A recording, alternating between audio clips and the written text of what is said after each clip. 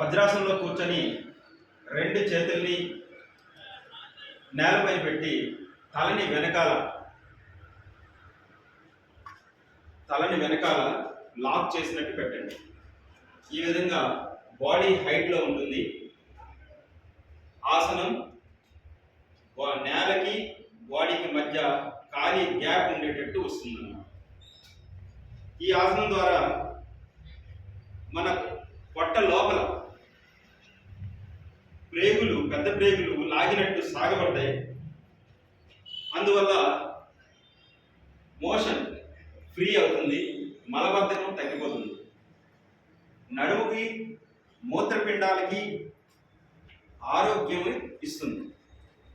నడుము మూత్రపిండాలకు ఆరోగ్యం ఇస్తుంది. ఈ ఆసనాన్ని చేసుకోవడం వల్ల ఒకటి వెయిట్ కూడా కంట్రోల్లో ఉంటుంది. అందుకోసం ఈ ఆసనాన్ని చేసుకుంటాం. ఓం.